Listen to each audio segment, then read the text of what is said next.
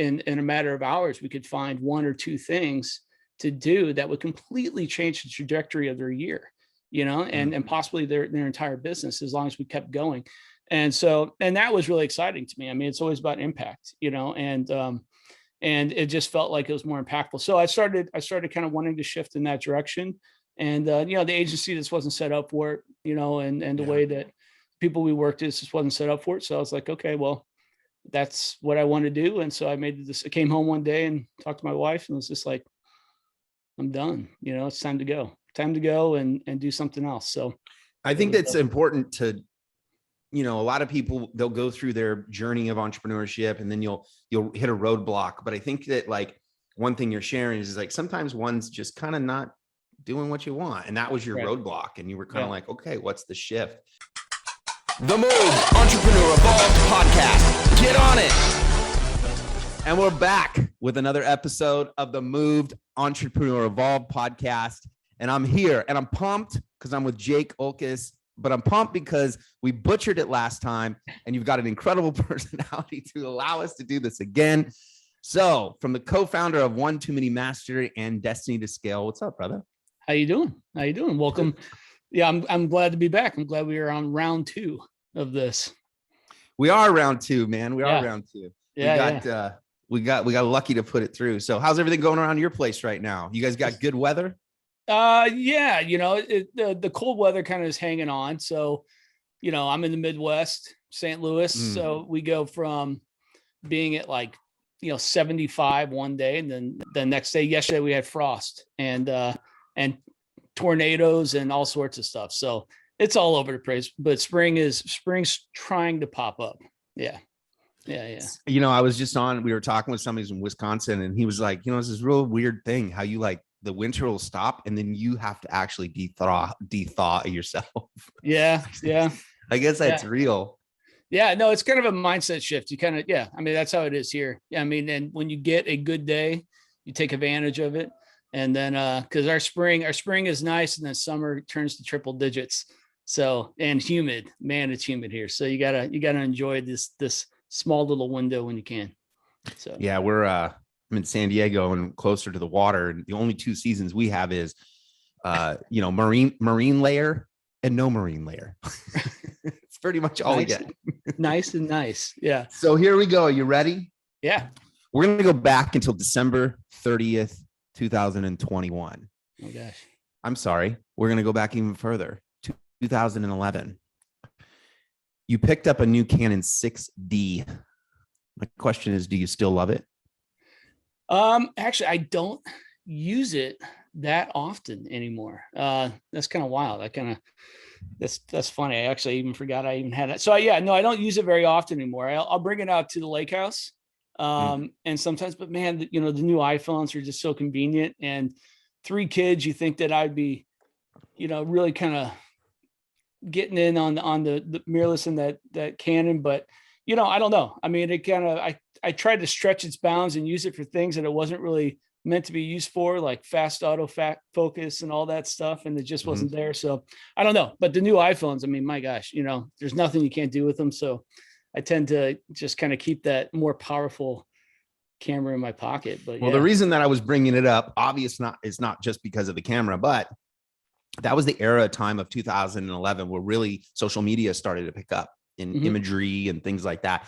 What was going on in your life? You've evolved. Jake, you're a specialist in creating offers, and we're going to get to all that. I can't wait to talk about offer creation and all that kind of stuff. But I know that in those years of 2011, people that are buying cameras, I don't know if that was just a regular camera or digital, but that was really a starting transformation. What was going on in your life at that time? Did you use it for work? Did you think you were going to use it for work? What was going on? Yeah, no, actually I owned an agency around that time. I was transitioned out of corporate. So I was in corporate brand marketing for a very large, Fortune 500 companies and big brands, global brands, and transitioned out of corporate, decided it wasn't for me. So did they. So it's kind of a mutual decision. But so yeah, I ran away and I started an agency. So at that time I was building and starting a small agency. Ironically working, for the same brands that I had worked for previously in corporate. Yeah, so I bought it then, and I was just in a real big creative mode, and just, I don't know. So I used it for quick little things. If I wanted to do pitches and stuff like that before I hired the real professionals to do the main stuff. But yeah, it was good to have around the office. It was definitely something that was used every day. But yeah, no, during that time I was in kind of my first, well, actually it was my second entrepreneurial mode, but that was the first thing I had that was solid. I had an office. We were hiring people, bringing in new clients. It was exciting. It was fast. It was kind of this unknown future kind of ahead of me. Sure. But that's what kicked off everything. I mean, that was what was your medium? What was your vehicle? What was your agency around? A lot of us back then were like, I could build anything. Yeah, no, it was around, it was a kind of a brand product launch agency. So we were kind of called ourselves kind of a full service, but at the same time, what we did is that we worked with a lot of national brands. If they were launching new products and wanted to break into new markets and new areas, that was our job. We were basically, doing heavy market research about, what were the people in that area and that demographic really kind of looking for, what was going to buying triggers, what would be the decision. We're going to pull them to another option from their favorite option, trial this new product. And then we would kind of do more of a budget-based kind of guerrilla push into that market to launch the products. So think new liquor, new liquor flavors, new liquor styles, those seltzers and all these things were starting to trend. Sure. So stuff like that, new, whatever it is. So we had kind of a boots on the ground mentality. So part of my agency's kind of expertise was building teams that were already in those demographic cities. So we didn't have to be a think tank from, like New York or Chicago trying to figure out what someone in Albuquerque, New Mexico would love to do. We'd build a team that was already in Albuquerque and say, like, what do you guys do on the weekend? Like what, stuff like that. So it was just, and those people would help build the campaign from the ground up there. So yeah, that's what we did. Now, this is an interesting term because I think what you're doing now, offer creation, I think there's a lot of inside of that has a lot to do with, I know we call it business to business, but it's almost like a B2C situation that we're actually running in this whole world. I think in marketing, we're really selling more to business to consumer, which is doing business to business stuff. Yeah. But when you were doing that back then, I did a lot of web development stuff back then as well. But when you were doing that, it was a much different scenario than you're in today, because the corporate decisions of how they make decisions and what you were doing at the time is much different than the type of business that you're running today, right? Yeah, I mean, it was it's a big ship at that moment. Back then it was really big ships, hard to turn, was not agile, risk adverse. A lot of them like to think that they were visionary, and they tried to have, kind of innovation groups that we'd work with, but innovation groups were controlled by non-innovative people. So it was, definitely, it was kind of a weird thing. So, so the things you wanted to do, a lot of times you couldn't. Now it's just much faster. I think the world I think brands now are moving faster anyway.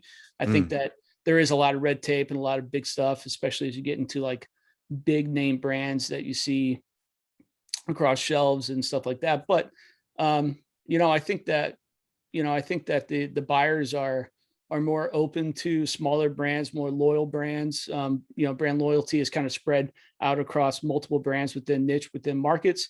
And so smaller businesses are doing very, very well. Smaller brands are doing very well, and they can be a little bit more agile. But yeah, it definitely was not as fast. It wasn't as fun.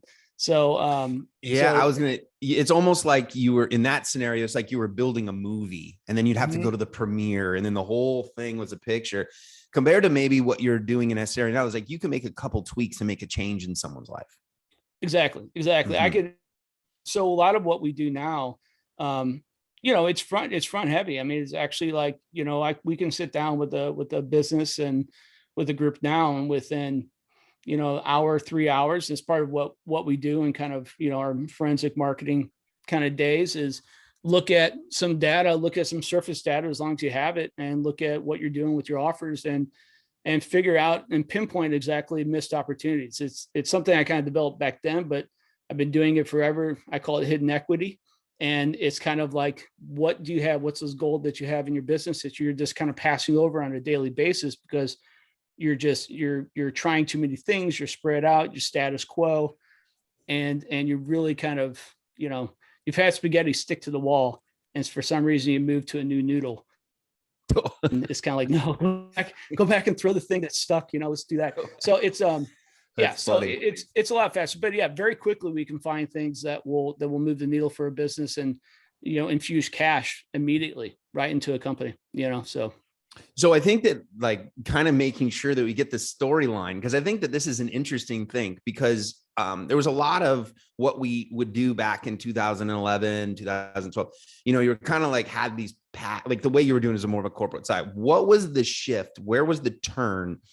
Was it more or less, I'm not getting, I've actually just was talking to someone who's like, I'm not getting out of the job or the business personally that I want to get out of it, and now I see another thing to try?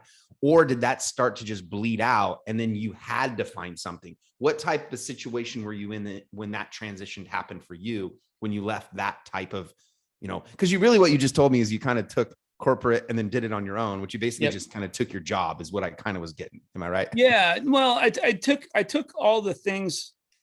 I guess I didn't realize it. I didn't realize the skills and kind of the strategies that I was kind of developing in corporate, just because, we had mandates from, multiple levels and stuff like that. And I was just doing a job, but I was really kind of developing my own strategy, my own way of doing it, my own way of dissecting kind of environment, dissecting kind of situation, all the different kind of aspects of that budget, market, viable products, viable opportunities. And the way that I kind of looked at it ended up becoming a strategy. And it's not until I left that I kind of started the agency. We started the agency and kind of just doing what every other agency did. And then finally, again, it just kind of snapped and went, well, no, I'll just do what I did before, but do it here in an agency world. And it kind of brought in this new kind of approach and strategy to it. And I realized, I was like, oh my gosh, this is almost kind of like my methodology. And then, with the agency, as it kind of grew and grew, I realized that it too became something that was very reminiscent of corporate world, in the fact that it became a little bit harder to turn. I couldn't do as much because my clients were those big ships.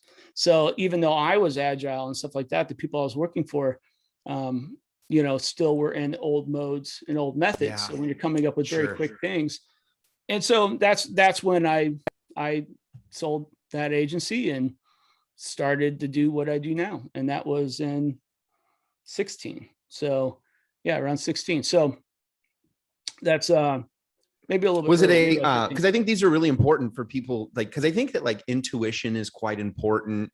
And something happens and then you take your experience and then you go, wait a minute, there could be something here. What was that moment for you? I don't want to say aha, but that sounds like it would be. But what was that moment? Wait a minute, maybe if I help, I don't want to say the word. I don't know. Okay. You say corporate, I say mom and pop. So those two go good. But today I wouldn't say that. But when it came down to saying, here's somebody that's a solo entrepreneur who could do $3 million a year, your impact can be drastic. What was that for you?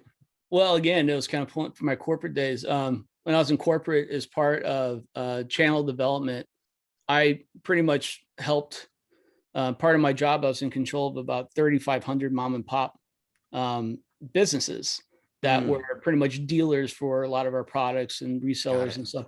And so I was helping them basically expand their market, because that expanded our market. So I was doing a lot of local, small kind of marketing, teaching them how to convert, teaching them how to sell better, teaching them how to market their products better. And I completely forgot about it. And when we went to agency, I was just like, oh, I'll go for the huge contracts, go for these massive contracts and retainers. And, it got down to the point where I was like, I remember getting back to the point where I wanted to work smaller again. I wanted to work closer, and I wanted to be able to, hear someone's story about how they started their business and know that, just like I said, like in a matter of hours, we could find one or two things to do that would completely change the trajectory of their year. and possibly their entire business, as long as we kept going. And that was really exciting to me. I mean, it's always about impact, and it just felt like it was more impactful. So I started kind of wanting to shift in that direction. And, the agency just wasn't set up for it, and the way that people we worked with just wasn't set up for it. So I was like, okay, well, that's what I want to do. And so I came home one day and talked to my wife, and was just like, I'm done. It's time to go and do something else. So I think that's important to, a lot of people, they'll go through their journey of entrepreneurship and then you'll hit a roadblock. But I think that like one thing you're sharing is like, sometimes one's just kind of not doing what you want. And that was your roadblock. And you were kind of like, okay, what's the shift? Yeah. I'm going to go back and make a statement, because I think this statement's like, not statement, I'll read your own statement. But this statement here, I think it's interesting because I think that it overlaps. It wasn't just this year, but I think that it opens up some stuff. In 2019, ironically, that's hilarious. They were both on December 30th, but 8 years later. Oh, no. But you said every coach out there offering a course to explode their 2020, same thing, slightly new package, still overwhelming and heavy on the marketing. Even if it is a whole new year, it is still going to require real work with real strategy that is customized to fit your real business needs. Mm-hmm. When I read that, I thought this was quite interesting. And we run into, and this kind of goes down to what you just pulled about these nuggets, but how easy is it for people to be in an environment like ours and also be in what they would consider a saturated market? And I think that kind of what I said to me is like explode 2020, but same thing, slightly new package.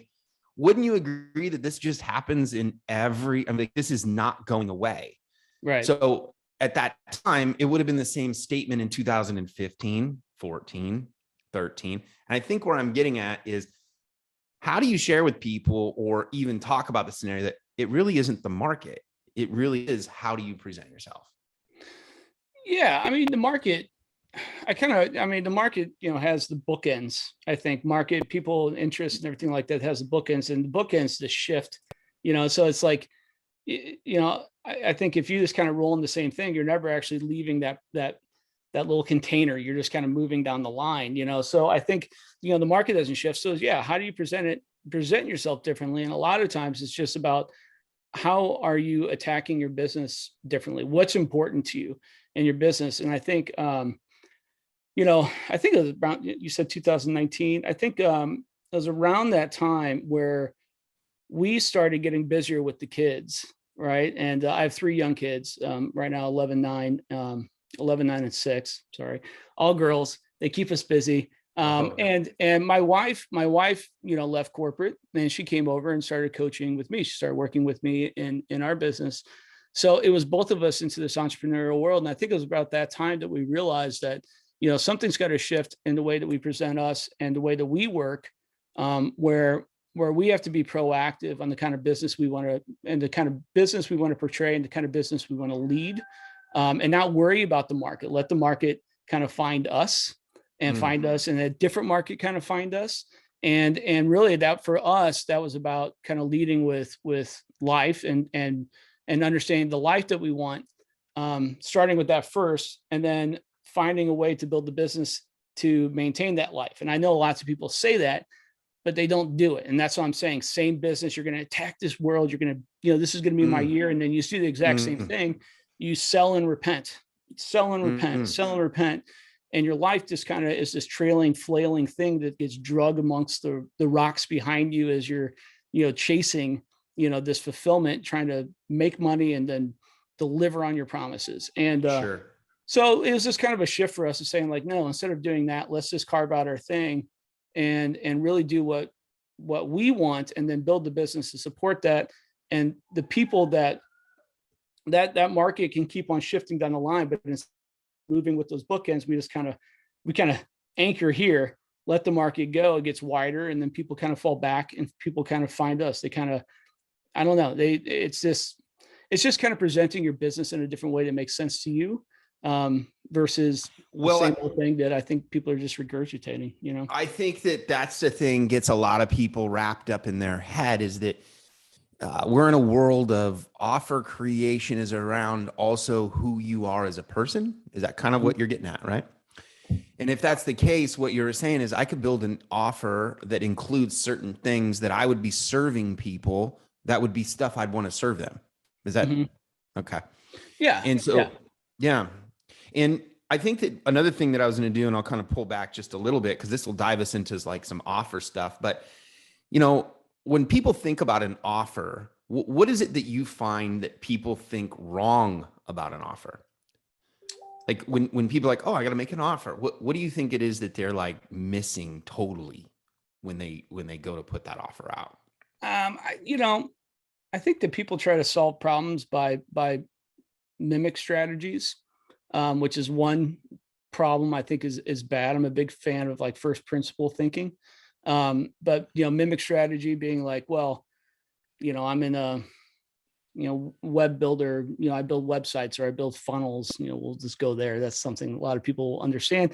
I build funnels, so my offer has to be similar to them, but I'm going to price it differently, or I don't know. It's kind of like they just mimic, and I think that I got you. Yeah, it's a big thing. It's a big thing. I mean, I don't hear so much about, funnel hacking stuff anymore. Thankfully. Yeah, that's actually been down a little bit, huh? Yeah, but it doesn't mean that they're not doing it. Just people are like, oh, I can't talk about it. It's, it's frowned upon, but they're still doing it. I mean, everyone's just kind of, looking at stuff and figuring out how to repeat that and then put their stuff into it. And I get it. Things work for other people, but the problem is it worked for them. It worked for them in the phase of business they're in, the type of personality they are, the type of, warm or cold audience that they have, the way they deliver it, the way they can convert on. It's them. There's a personal thumbprint on that makes that work for them. So, first principle, I think a lot of what we do in our offer development when we help people is kind of first principle thinking of saying, listen, let's look at what that real issue is and break down the components of it, and then figure out a different way to deliver those components. And most of the time, the problem that person is trying to solve can be solved maybe with 1, 2, 3 possible steps, and that's it. And offer everyone, that offer you're trying to mimic has about 14, and it's unnecessary. And if that's not going to work for you, that's going to add, it's going to add more risk to your business. Because now you're dealing with 14 things instead of 3. It's going to add more time. It's going to add more headache. That's going to take away from the other stuff. What's the payment of energy?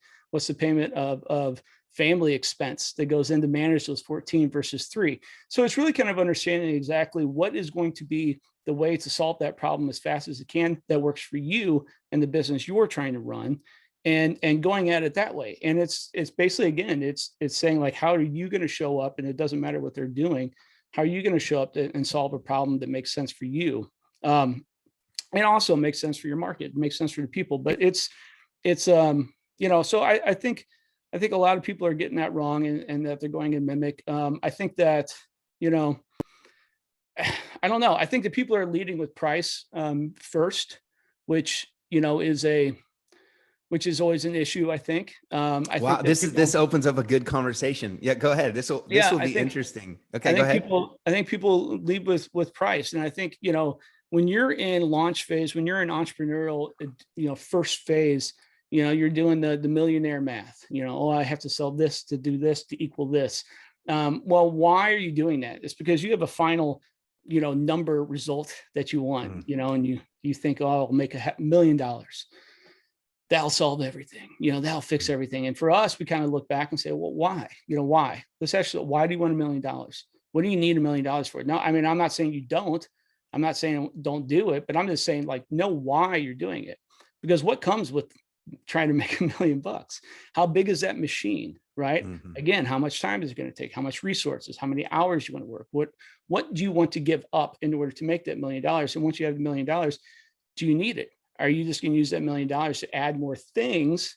Parkinson's law. Are you going to add more things? Yeah. And need to make the $1 million to pay for those more things. It's like, so we do a lot of real searching on really what down to a cent. What do you need and actually to live your life? And chances are it's not $1 million. Okay, great. Now we actually have a target that you have all of your so let's I think that, let me make sure that I clarify this correctly, because let me get what you're saying is that they lead with the price, meaning they lead with the price because they want an outcome financially. Yes. Yep. Got it. And yep. And you're saying that the depth of the offer gets lost, and you get lost in trying to close the sale instead of actually delivering something that would be incredible that you would stick with and want to nurture. Is that? Yes. Yep. Mm-hmm. You get into fulfillment issues because you know, especially for someone new that hasn't messed up enough, for someone who hasn't screwed up enough, and failed enough, they realize, they think, you know, oh, I have to, you know, high ticket, I got to sell something for 5,000. And if I had to sell, you know, 10 of those a month, then I make 50,000. That's awesome. You know, okay. So they make something that they think is worth 5,000. Well, you can't deliver, you know, maybe your fulfillment is off on that. Maybe you're not, you know, fulfilling in the right way, and it's not matching expectations. And it's not, you know, that transaction between you and the client for 5,000 isn't matching up once fulfillment starts. So to us, it's a bad thing to lead with the price of this, that it has to be done. But I'm not saying you have to disregard it. You do have to know exactly where your market is and where it is, but it has to be a little bit more educated. It's a strategic pricing, you know, approach based upon what do you need that product to do? How does it feed into your overall strategy and overall plan? What's the job of that offer for your business, and what's the job of that offer for your client's business? And there within that, you can find a price that actually works and will actually create that equilibrium between buyer and fulfillment. And, you know, I mean, it takes some time, but it's definitely not a, you know, fill out a value ladder and just, you know, 97, 997, 2, you know, that kind of crap. And then what goes underneath it, you know what I mean? So, yeah. I mean, I think that you know, and maybe this is a discussion that I think is really interesting, because it's something that I think a lot of people could get out, but I dealt with the transition of offers in a consultative way. My transition through that was really difficult. I still don't. It's because products that you have as a cost of goods, you believe in the actual product because it has been built at a manufacturer. It also has been priced at a wholesale price, so it tells you like value, right? So it's already kind of put that all in perspective. One of the things that I found, and maybe you could, you know, jump a little bit on this, because I think it's psychologically putting the value in what you do, like a cost of goods to a product, is very difficult. Yeah. You see where I'm getting? I'm in, and what I find, and I found with me too. So it's like I can learn something in this, but I found that it was like, if I had this can and you said it was $1, I could justify it, look at the ingredients and go here.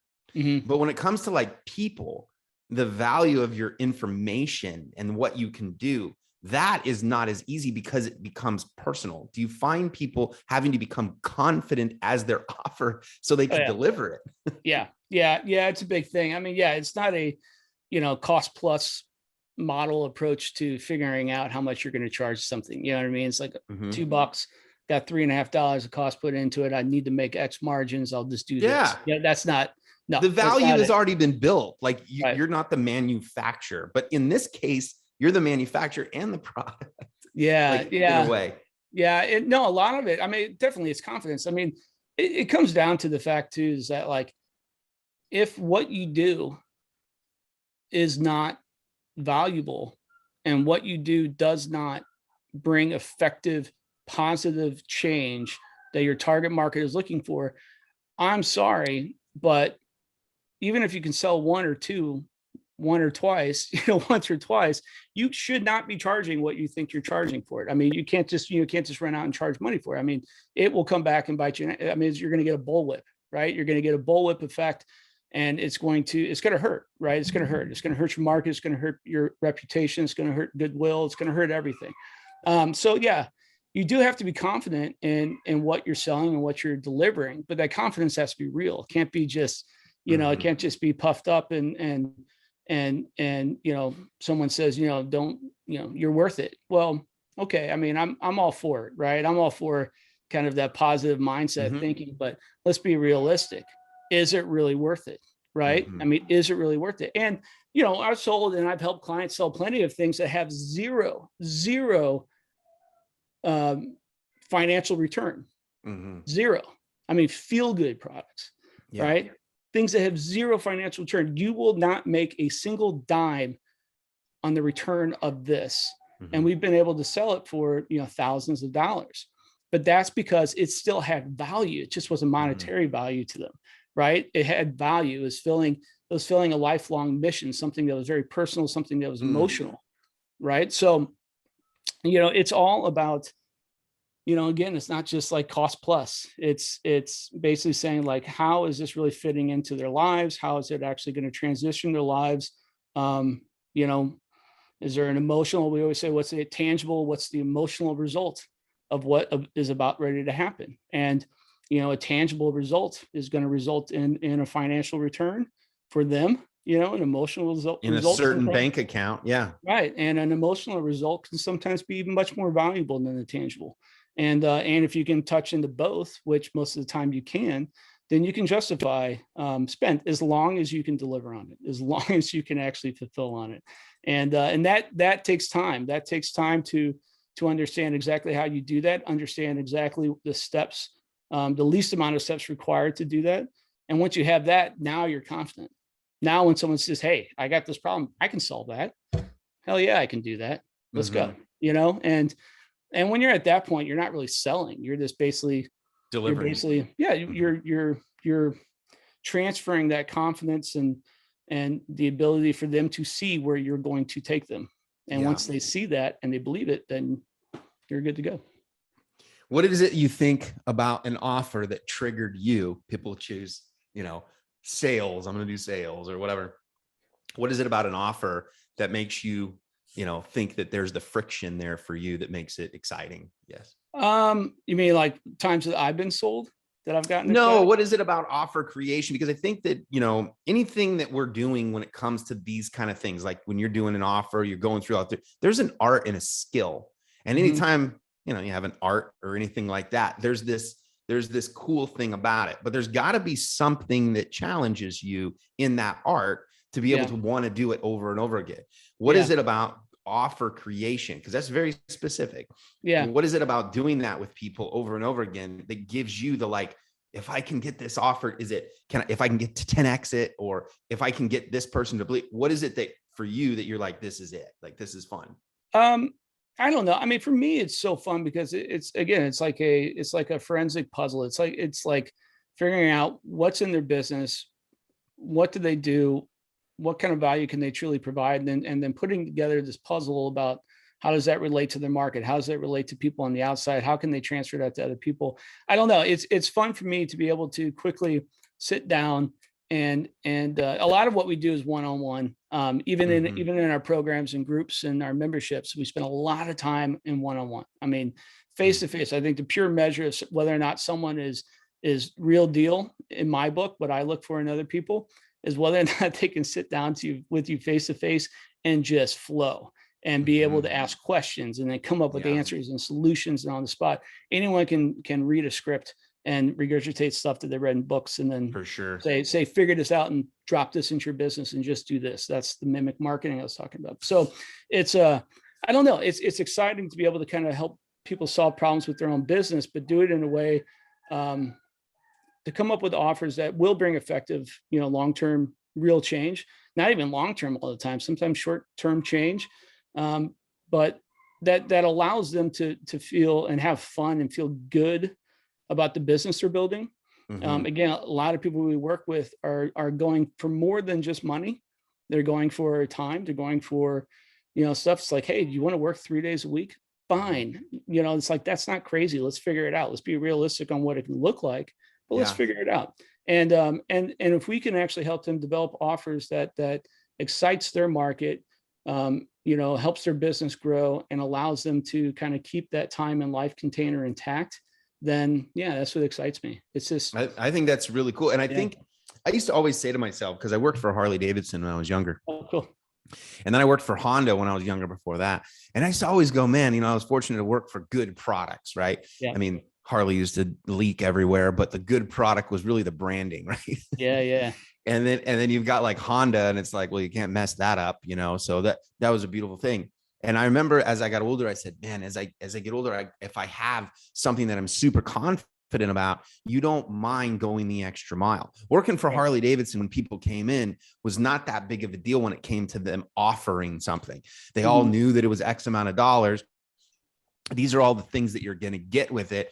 But really in the offer, I talk about this all the time. The offer really is, you're going to get yourself a weekend warrior on Sunday. You're going to feel like you're this guy. It was never about, you're going to get a bike with a different seat on it. It was always about the way that you're going to go from there. And so when I look at it, having the confidence behind your offer changes the way you sell by far. Yeah, absolutely. And that's why it has to be more strategic than 99% of people that I see making offers. It has to be more strategic. There has to be real thought and reason behind it. It's something that doesn't, it has to be that way, because you have to be comfortable. You have to, I mean, thinking about your Harley, I mean, you're selling this to a Harley, but you're selling an engine with wheels, and knowing very well that they're going to want to come in and take half the stuff off and buy all these fixtures and customize it and make it their own and stuff like that. So you're basically, your confidence is saying like, listen, I'm selling you the opportunity to build whatever the hell you want. And then have your freedom on the weekends or after work, and show up someplace in a completely different personality, and there's confidence in knowing that that person is going to want that, and that you're selling something of true value. I mean, it's not just a bike. I mean, the bike's not going to be worth what it is going out. I mean, maybe it is in some cases, but you're selling in this market, it is.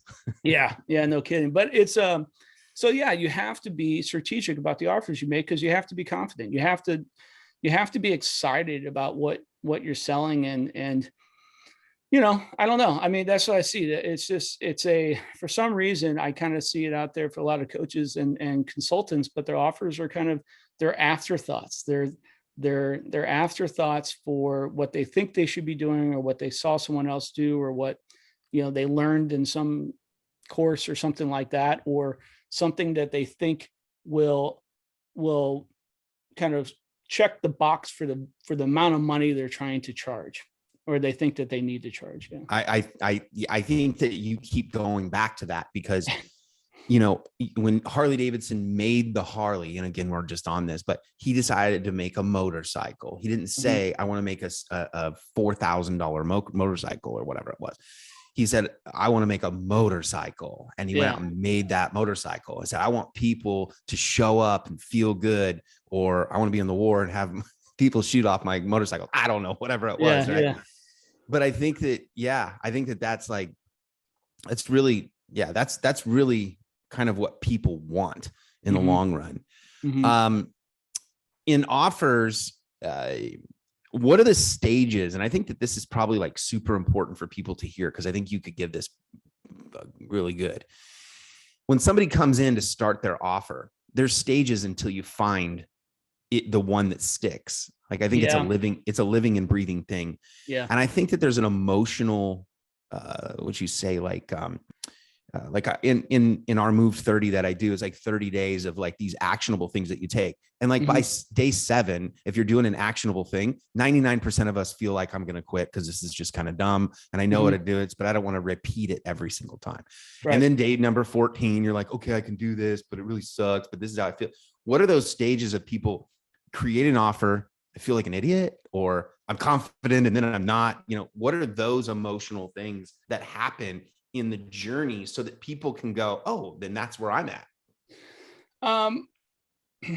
I think if I said all the things, all the above, I don't know. I mean, everyone kind of goes in a different stage, but I think it's important to know that it never really stops. It never stops. I think you can get in, you can get excited, you can go, oh, I think, you get excited because you go, I'm creating something that, yesterday I didn't have anything. Today I have something, and I'm going to push it out there, and all these people are going to come buy it. And it doesn't happen that way. And then all of a sudden you go, well, that sucks, and I suck, and there's something wrong, and I need to, do something else, or I need to rethink it, or, and you get depressed, and then you kind of, it's just, I mean, everyone knows a roller coaster, and I mean, it's real, but it never stops. I mean, and I'll be completely honest, there's stuff in our business that, over the past 2 years, we kind of just watch and we kind of take note. We kind of just look at it, and all of a sudden we go, okay, we kind of look at each other and go, that doesn't feel good. That doesn't feel right. Something's wrong there. I feel like, I've been feeling like this. She's like, I do too. Oh my God. Okay. Well, then let's fix it. So then we go in. So right now, we're looking at updating some stuff and switching stuff over, and kind of really kind of saying, okay, we want this person at this stage, in our whole process, this person at this stage, this person, there's lots of them out there, and we know it because we talk to them, and we get them to that point. But what do they really need? And what we're giving them probably can be tweaked a little bit. So we're doing some stuff, and we were working on stuff yesterday, and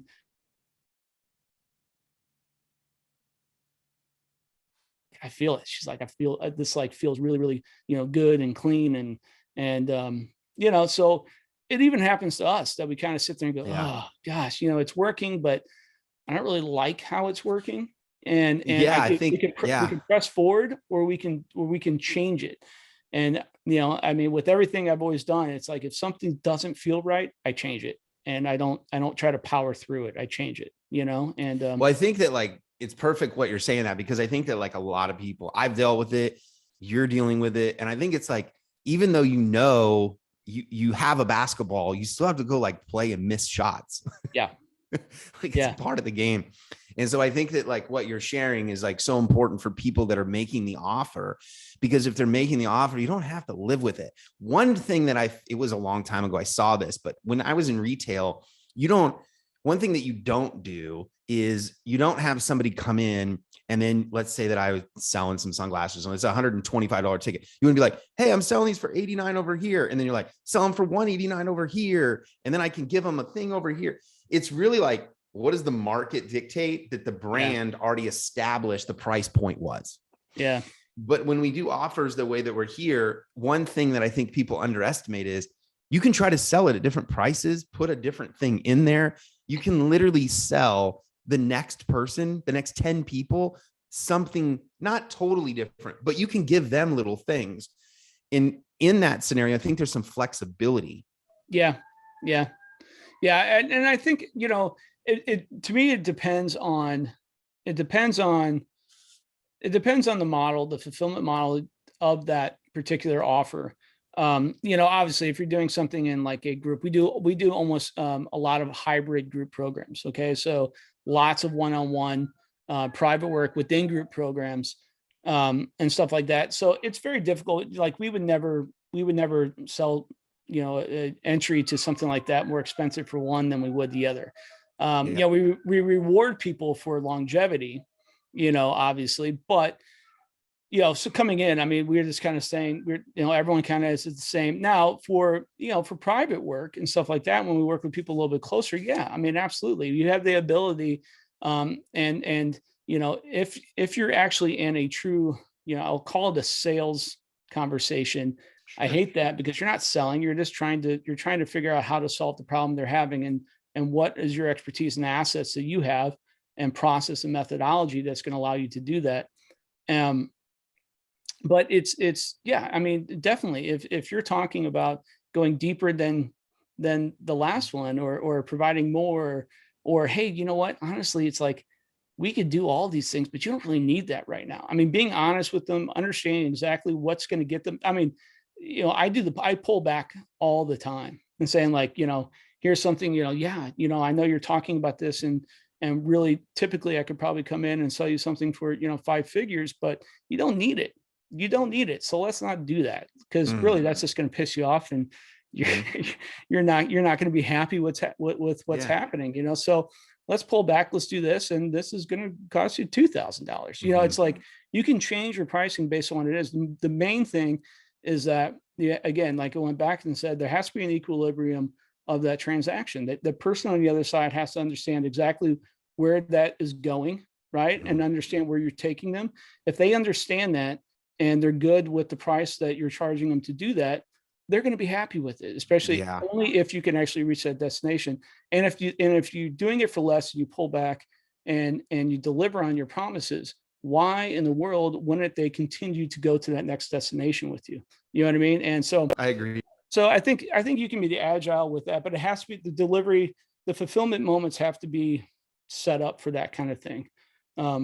You know, I mean, we've all had it. I mean, coaches where you sit there and you see a program or something like that and you buy it for X amount of dollars, and then all of a sudden you get an email and they're like, oh, well, we're selling this for, half the price. And you're like, I just bought it for that. Or I don't, well, I think that my framework and what I was saying was that as you're going through that offer, don't be afraid to throw things in the offer to find out what grabs people.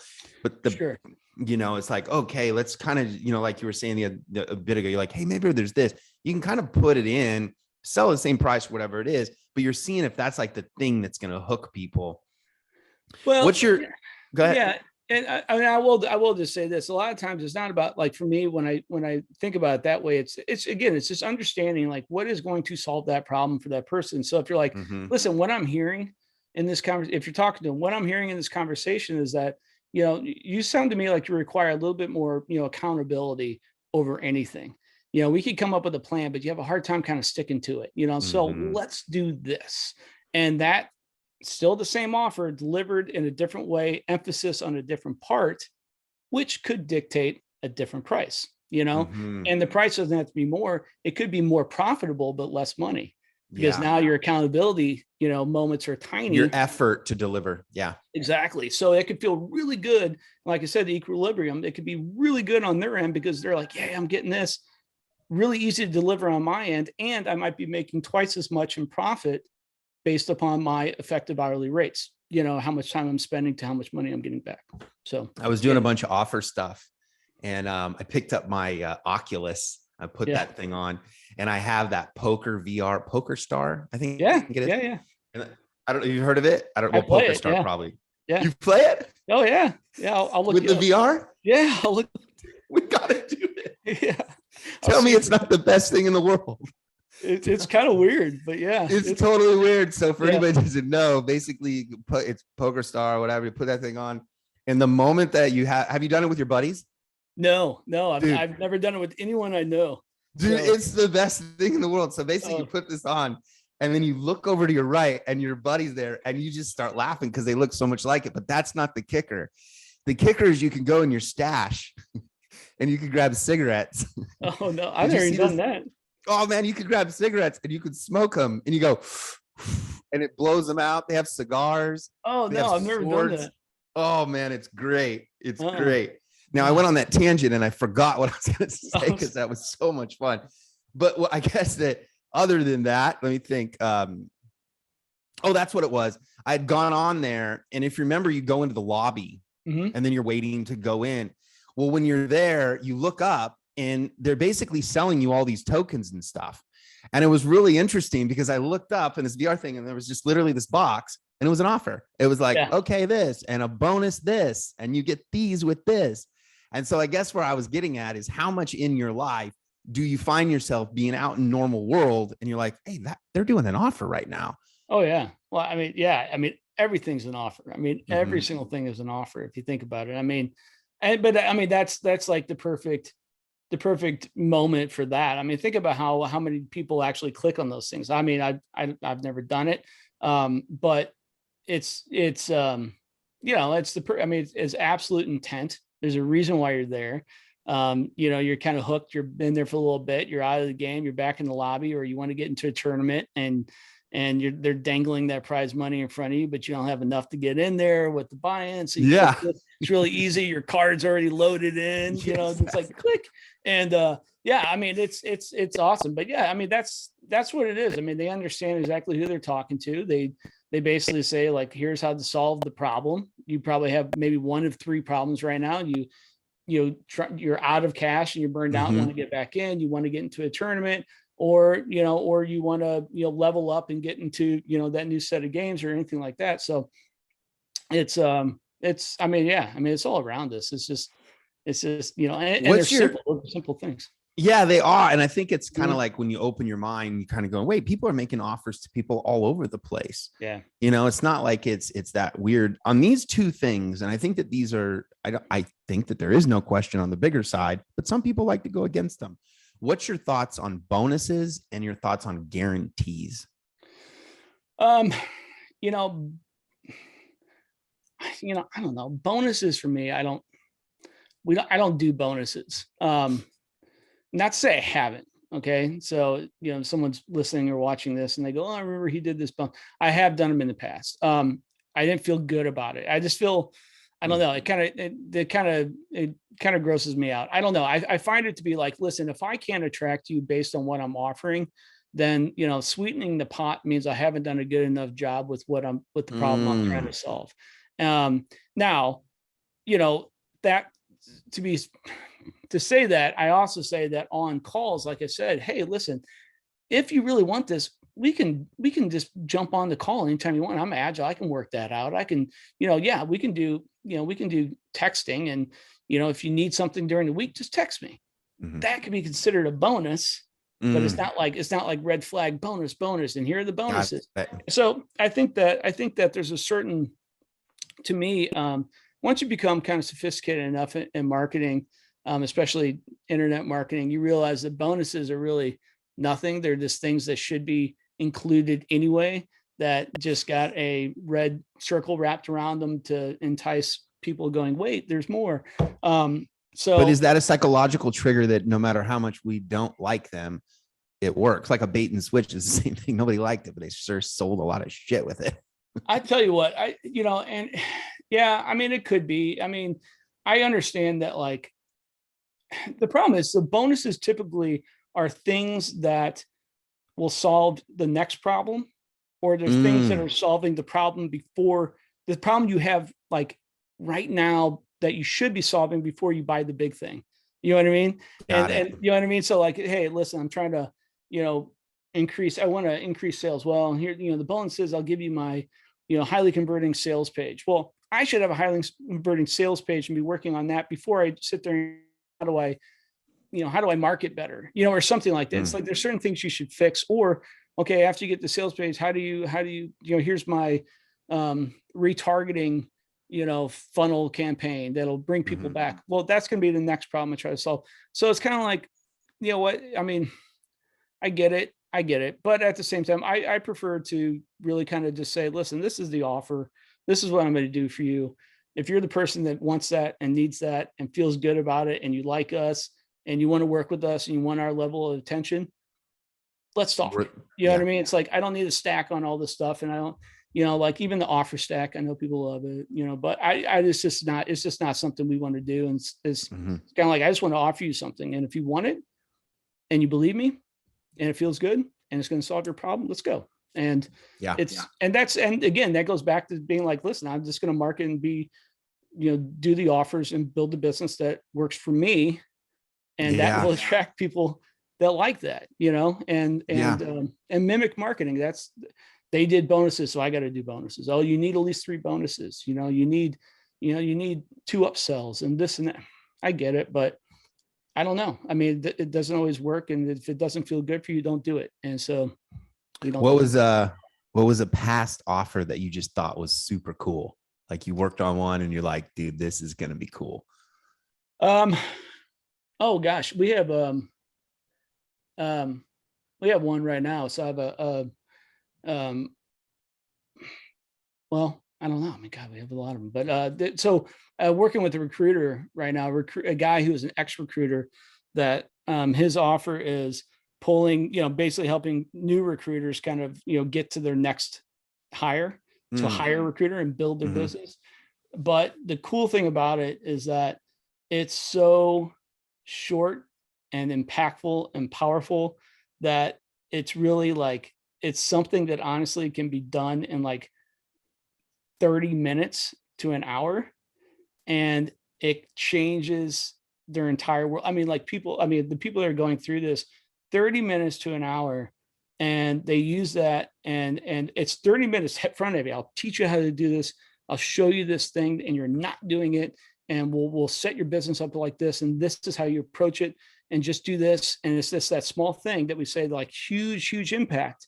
And then they go, oh my God, I just brought in, 20 extra clients, and that means this could be $120,000 in commissions for me. That's incredible. And he said, okay, well, let's move on to the next thing. And then they keep going, so it's just like, that keep going is very agile. It's a very personalized experience for them, but they're okay with that. And they believe you, and they go, yeah, whatever you say, let's do it. They're ready to go. They're ready to roll. And it's changing the way people are going. People are kind of, been struggling for a long time. And even in this market, they're struggling, which is crazy because there's so many jobs out there that it's really kind of nuts. But he's been killing it. He's been absolutely killing it. But he knows it. He can actually deliver on it. It's truthful. It's honest. It's not overbuilt. It's exactly what they need right now. And I think that's the thing that excites me about it, that he was cool enough to be like, I get it. Let's do it.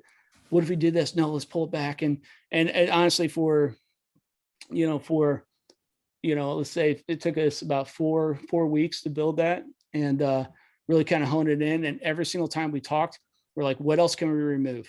What else can we pull out? And so we were just kind of just taking that hammer and knocking big pieces off this thing, going, fluff, crap, not needed, doesn't require it. Let's get rid of it. And profitability goes up, time to deliver goes down, impact becomes massive. And that's the key. And so I'm excited about it. I mean, he's crushing it. So I get texts from him every single day, and we were still work together, and it's cool. So, that's awesome, man. Yeah. I think that you come across as super genuine, man. And I think that anybody that's looking to just, really hone that offer in, I think that I've had a lot of these podcasts. I think and obviously I tell everyone they're perfect, right? But I think that for the person that does offers, you're perfect. But cool. My point is, I think that you've gone through enough of these. I can feel your comfortableness. And I think that that's something that people need to understand, that being comfortable in those situations, because you're basically you're the sword, you're sharpening their sword. Do you like when people come to you with 50% of the offer? Where is when it comes to the alchemist of your avatar, where do you where do you find them in the journey? Where do they find you? Again, the way we kind of set things up, and the way our process is, and the way we kind of teach people how to do this, it's the same thing. We eat our own dog food on it. So we have this full journey, and we kind of just figure out where you kind of fall in on that journey. So there's people that come into some of our memberships. We actually only have one membership, and we can start them at a certain spot and speak to them specifically about what they're doing. So there's some people that are fresh, they're coming out of the ground. And really, honestly, it kind of really depends. I mean, like, again, do you know what you need to do? If it's some person saying like, hey, I just need to make money, and I heard that internet marketing and coaching or whatever is the way to do it, that's difficult.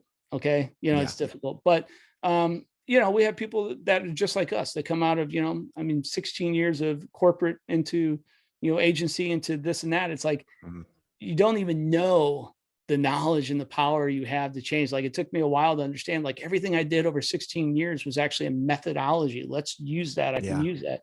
So it's so we can work with people that are coming brand new. A lot of times it's people that, they've, like I said, they've messed up enough that they realize that, like, hey, listen, it's time for me to shift to something more real. I understand that, like, I'm not enjoying my day like I used to. It doesn't feel right. I'm selling, but it just doesn't feel good to me. I know I can do something different. I know I can do it better. I can't see it because I'm just, in the weeds. I'm just in these echo chambers, and so that kind of stuff we can move really fast with, right? I mean, building something from scratch, it takes time. There's a process. Basically, like I said, taking a hammer to something and knocking all the crap and dust off, figure out really what that hidden equity is, I like your strategy of, like, what can I remove? Because it's not like you go to, and everybody uses cars for things to buy. I think it's just because we always did that with the way we negotiated stuff. Yeah. But if you look at a car, you go look at like the MSRP or whatever. It's not like it has every piece of the car on there. It only I mean, relevant to how many parts are on the car, you go look at the ticket. It's only this big, and it only says a certain amount of things. So I think that your methodology of like, hey, can we keep removing things, is something that people don't hear all the time. Yeah. It's like, can I not give them that? But I think what you're saying is you create more clarity by them saying this is the only thing you need. And then that's the only thing they get. Yeah. Yeah. Like I said, I mean, there's, in the car, there's lots of stuff that people buy in their vehicles. They enjoy it. And there's going to be certain people that want all the things, you know what I mean? But again, is that who you are? And for me, I feel better. We could sell the stuff with all the sizzle and stuff hanging off and stuff like that, but I don't want to do it. I'd rather sell something that performs and something that's going to work, and something that's going to be, highly valuable to you. And that's what I try to create. And people that come to us want to do that too. And that's the important. So it's a thing that people come to us saying like, listen, I want to sell something that has all the sizzles, and they could say that, but they finally realize is like, listen, okay, well, again, what do you really, really want? And we ask a lot of questions, and there's a lot of aha moments. And, digging into someone's business, I mean, a lot of people are freaked out by really exactly how much money they're actually making per hour. Yeah. And, I'm like, it's like, you could do this differently, and you could do this better, and you could do this happier and cleaner.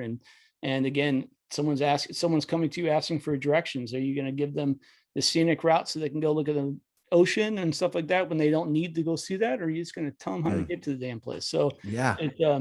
So I don't know. So, I mean, it's, again, for us, it's strategic, it's high impact, it's clean, it's fast. And it's what feels good. I don't know. So, and that's kind of people we want to work with. That sets that up, man. Jake, where do these people find you, dude? I would love to send them your way. How do they find you? So 2 places I'll say. So Destined to Scale is our website.